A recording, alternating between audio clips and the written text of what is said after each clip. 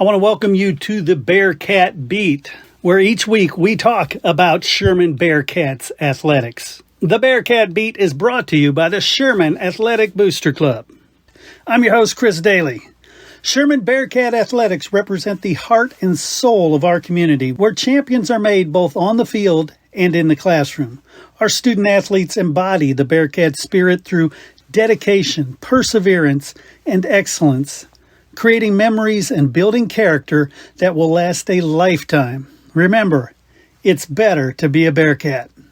All right, welcome back to the Bearcat Beat. I'm Chris Daly. Today, I am joined again by Coach Josh Aleman. How you doing, Coach? I'm doing well. How about yourself? And I got it right this time, right? Absolutely, man. That was awesome. I love it. I'm doing well. Let's first talk about that Centennial game, because that was a big win, 29-27. Talk about an exciting game.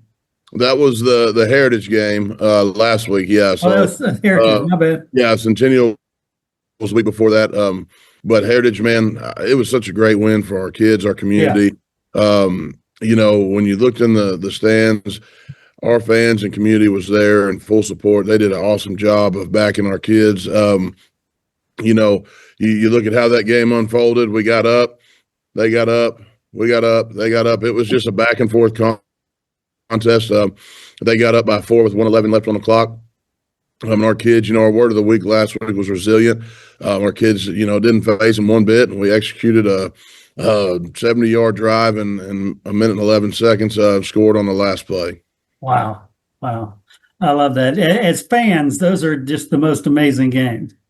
Yeah, as a coach, it's not as great for your blood pressure, I would assume. I don't know what my blood pressure was sitting at when we have no time on the clock with one play. So, it was a crazy environment. It was awesome for our kids to pull one through, man. That was important for us.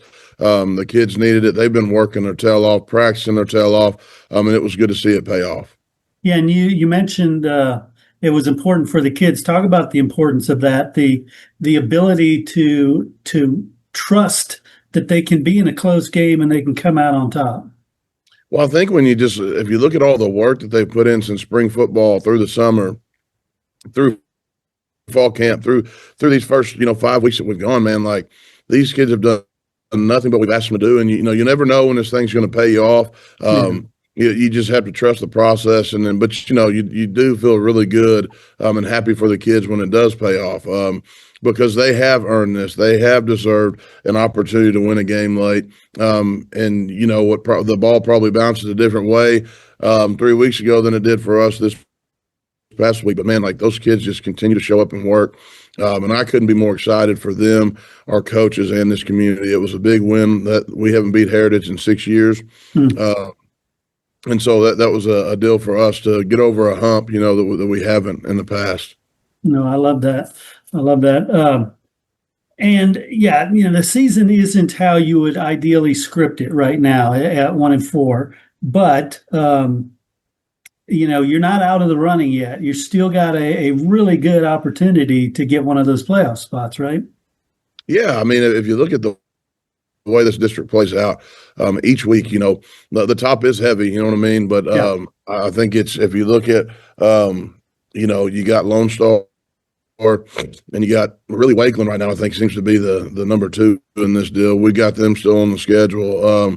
But it's like I tell our kids, like it's been about us all year. And each week we've continually gotten better. Each week, offensively, defensively, and special teams wise, we've gotten better. If you just keep putting your foot in front of the other one and continue to play football, it's the rock's gonna break. And by no means is it broken yet for us, but we're in a great. We may have cracked it this past week and getting that confidence with our kids that we can win a close game. We can play a 4-quarter game against a quality opponent. Yeah, definitely.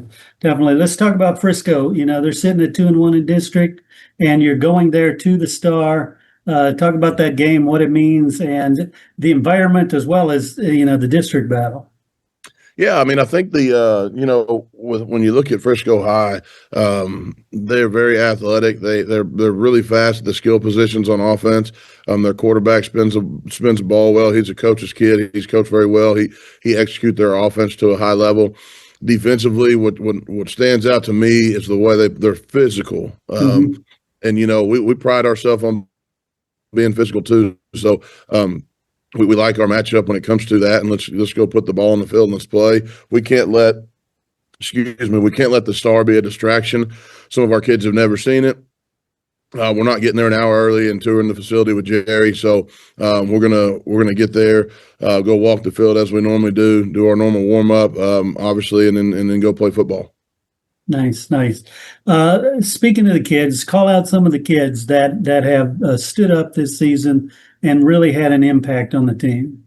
Yeah, I think if you look at last week, Braden Sheffield goes 13 of 21 for 265, 2 touchdowns through the air. Ran in for one. We had Christian Mackey take an 84-yard touchdown of the house on a bender on the backside of an RPO. Same thing with J.D. Moore. He takes one to the house last week on 75 yards on RPO. If you look at our defense, man, like we're getting turnovers left and right. Abram Ramirez, Jalen Walker, and Kentrell Neely are just owning the line of scrimmage right now. And you know what is so good about a D lineman? They're like offensive linemen. You don't get any of the credit, but those guys are letting our linebackers play free. We're not blowing up the stat sheet when it comes to what their tackles are, but if you look at what they're doing to the offensive line that they're going against, it's putting them in a bind. And it's keeping our linebackers free. We have yet another week. We've got an interception from our secondary guys. We can pick and choose on that. When we're getting turnovers or we're getting ourselves in the right situation. And I think when you look at stat sheets, this past week we did a phenomenal job of controlling the line of scrimmage, and that's on both sides. And our quarterback just really. With what teams are doing to us, when you run the ball for 186 yards a week, people are going to put an emphasis on stopping the run. So then that puts the pressure on our receivers and quarterback play to step up. And this past week, it was phenomenal. I mean, 265 yards through the air with just executing our offense and what it is. Yeah, I love that. I also love what you said about the defensive line, because everybody, when they think of the defensive line, they think of stat lines and they think of sacks and they think about tackle for loss. But you said a lot there when you said they allows the linebackers to run free. Talk about how that is an underappreciated gift there. Yeah, I mean, like so we go with 3 defensive linemen. They have 5. Let's just take it really elementary here. Sure. 3 defensive linemen against 5 offensive linemen, you're outnumbered, right? But if you're defensive lineman, if you can twist and stun around enough, you can make 1 offensive lineman or 2 offensive linemen get confused, and they're both on top of one, which frees up a linebacker. With the way we play things, we're a spill team. So if we see block down, we got a cross hat. If we see somebody coming to kick us, we got to get underneath it and let the linebackers come and trigger over the top and play. So with the way that we move them, we mix up a ton of stunts with those guys. Crossing faces, crossing hats, and what that does to an offensive line is make them think. When you make offensive line coaches like 5 guys to think as one.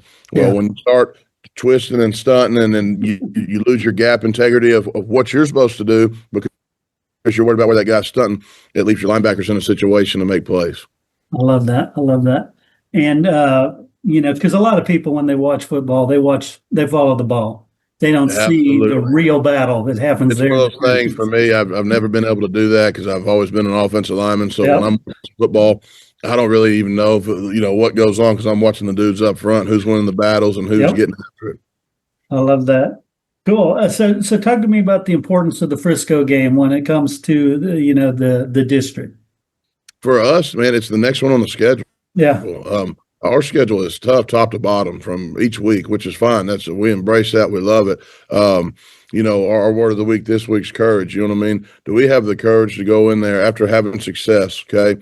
Yeah. And go in there and meet our expectation again. Can we go in there and not be worried about who we're playing and what they're doing and go execute ourselves for 4 quarters? We still have things we can clean up and to play a perfect game. But as far as Frisco High, I think they're a very physical football team. Mm-hmm. think they do a lot of things well. They play hard, and I think that's a great thing because that's what we do as well. So I'm anticipating us getting into a little action with them on Thursday night, and that's what it kind of makes it exciting for me that it is on Thursday because on Saturday and Sunday you're not up here reinventing the wheel on what you're about to do because you got 3 days to get it in. So we're going to continue to get better at what we do and try to get after those guys. I love it. And finally, Coach, what about the health of the guys? Where do you stand health-wise across the roster? I think we're probably about the same as anybody right now without a bye week so late in the season. We're in week 7, and if you think about it as a whole, we're in week, oh, goodness gracious, 9, 11, we're in week 14, from when we started camp without a breather. So, but